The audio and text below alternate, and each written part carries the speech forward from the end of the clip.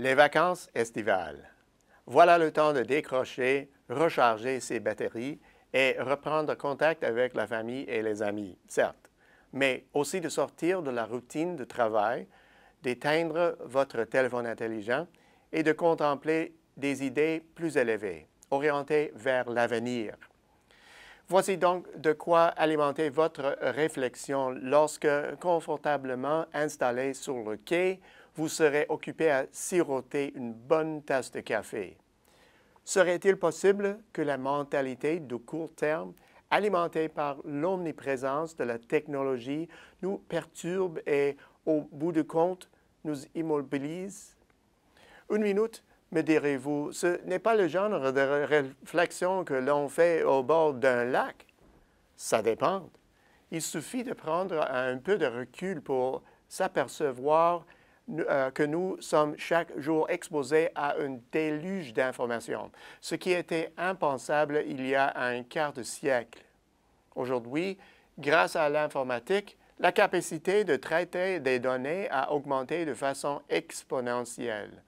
Ces ordinateurs et leurs systèmes peuvent générer des quantités de données que nous estimons devoir assimiler, analyser et utiliser au moment de passer à l'action. Bien sûr, comme nous n'avons pas plus de temps qu'avant, il nous faut gérer ce flux de données le plus rapidement possible étant donné la courte durée de vie de ces données. À cet égard, on peut dire que notre rythme de vie s'est accéléré, créant du coup une tyrannie de l'urgence à laquelle il est difficile et parfois fatal sur le plan commercial de résister. Dans le même temps, ce déluge de données pose un risque majeur, celui de réduire notre perspective. Un énorme flux de données peut créer l'illusion qu'un intervalle de 5 ans est très long et qu'un intervalle de 10 ans est de l'histoire ancienne. Sur le plan technologique, c'est sans doute vrai.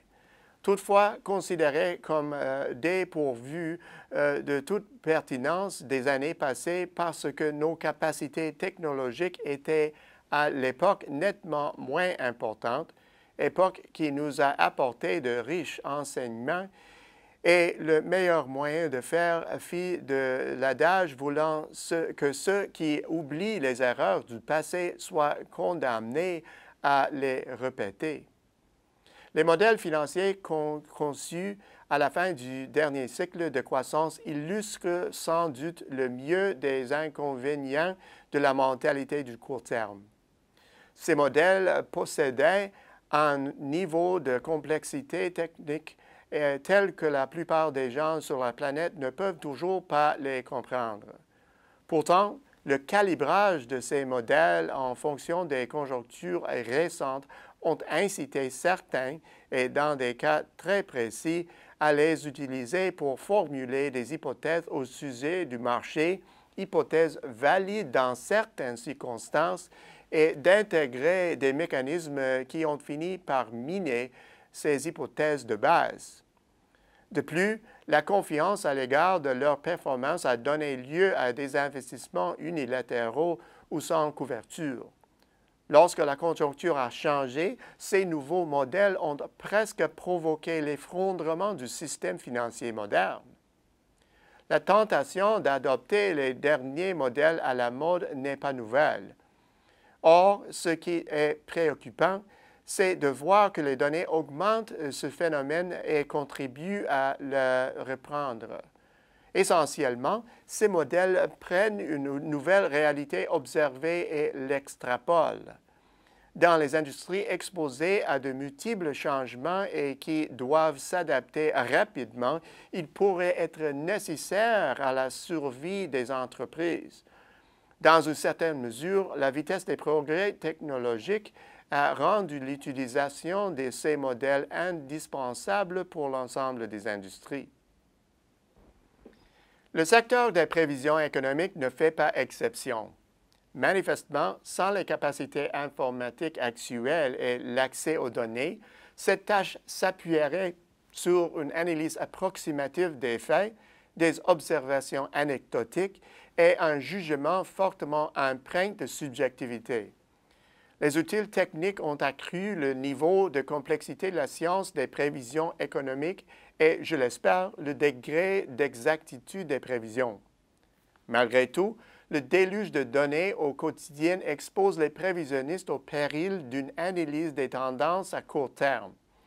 Établir des liens directs à partir des données sans les placer dans un contexte adéquat pour entraîner la formulation de conclusions qui nous amènent à ignorer des tournants décisifs dans l'économie.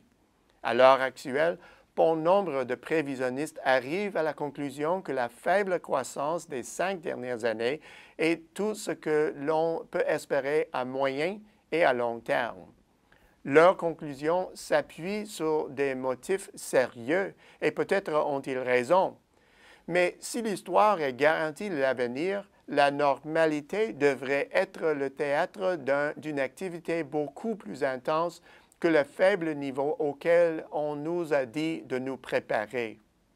Il pourrait nous coûter de nous tenir à ces conclusions. L'idée n'est pas ici d'éviter le déluge d'informations. Les Luddites, les opposants actuels au progrès, risquent d'être catapultés au pays de la désuétude. Il s'agit plutôt de jongler avec brio avec les réalités, une perspective qui renvoie aux leçons d'un passé plus lointain, nous prenant en compte l'évolution de la conjoncture actuelle.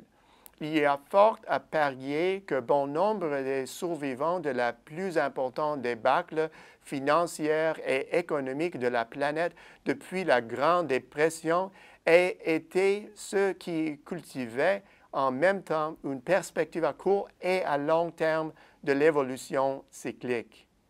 Au bout du compte, cet été, prenez quelques moments pour décompresser et tenter de placer les événements qui chamboulent votre quotidien habituel dans le contexte d'un long parcours.